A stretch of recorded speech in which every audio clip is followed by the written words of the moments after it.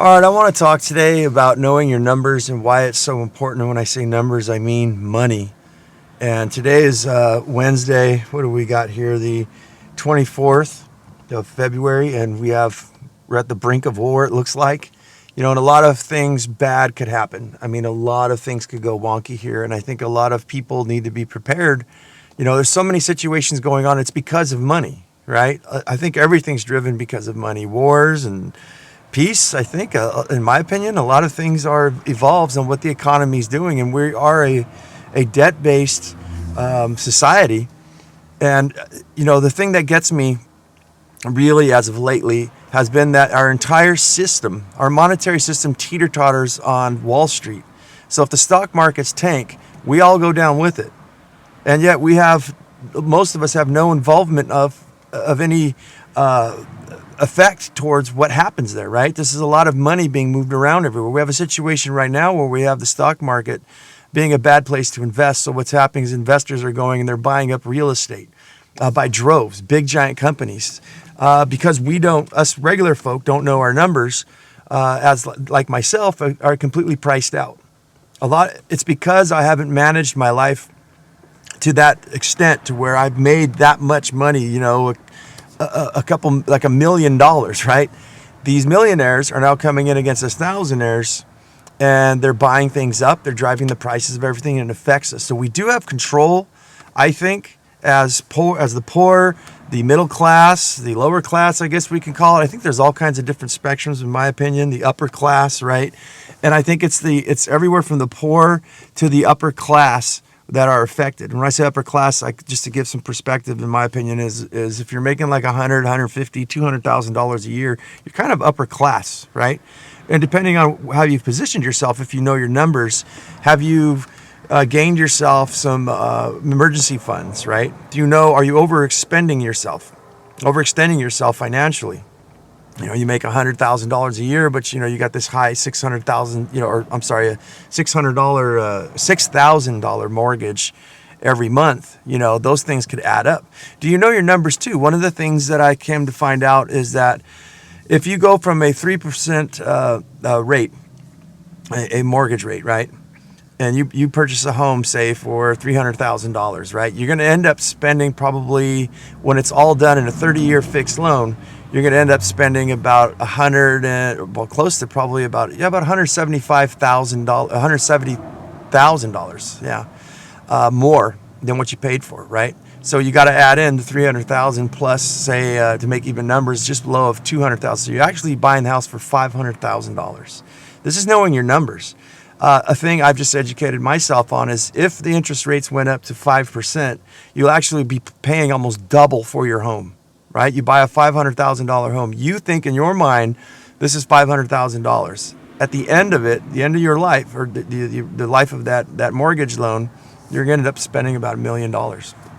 Now, they keep adding things at the every time that you pay, right? Every time that you pay your principals and all those kind of things, and actually the money that goes down to your paying your mortgage loan off, property taxes and things like that, they take a flat rate and they charge you every single time. So you couldn't just take, if I can explain this correctly, knowing your numbers, you couldn't just take 300,000, say, times 5%, right? It just doesn't work that way. They charge that 5% on each entire payment, and it just accrues. That's how they make their money. So basically what I'm trying to say here is that a lot of us are slaves, and a lot of us are not quite necessarily fooled, I think, about about numbers, about money, because we haven't educated ourselves. Now, in a sense, I'd like to defend a lot of us who are financially illiterate, that we take a look at Albert Einstein, when the IRS, one of my favorite stories, they came to him and said, "Mr. Einstein, you owe us money and here's the paperwork to prove it." He stopped his work and he read over it and he says, "Well, I'm a mathematician, not a philosopher. Bring me back some information that makes sense and I'll gladly pay you." The story goes.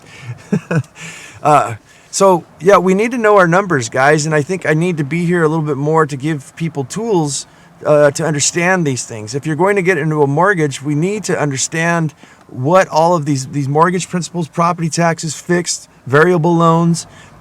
In life, I guess, to know your numbers is I kind of modeled my life after a real estate investment, right? There are fixed stuff. There are variable things, right? So like variable means it's just floating, like it changes constantly. It's like the ocean, the tides, food, gas, all of those things are variable. They just float around. If you were paying a mortgage, right, or rent or something like that, it's pretty much fixed, right? Most of us, I think, our cell phones nowadays, those are fixed things. So it's very important for us to understand these numbers, to know what your numbers are. I've got here some notes that I wanted to talk about, and I just did a show on this subject matter, but I kind of wanted to dive a little bit deeper. And some of the stuff I have here is like retirement, your health, your goods and services. How do you plan on retiring if you don't know your numbers? We've got to get this down, guys. At some point, we have to, I'd basically say, grow up. And we'd have to acknowledge that society and public education and all these things, which I talk bad about all the time, especially public education, has led us astray. These are the things, in my opinion, if we really looked at it, right? Just like I said, everything teeter-totters on the stock market. So if it goes down, which you or I have nothing to do with, it goes down, it takes us down with it. It's milking us like aphids, right? We send our money, our 401ks and stuff are passed off for loans and things, right? The rich make money off gathering us aphids and basically milking us, bleeding us dry. But it's our fault. And when we think about things like retirement, the goods and services, how do we deal with inflation?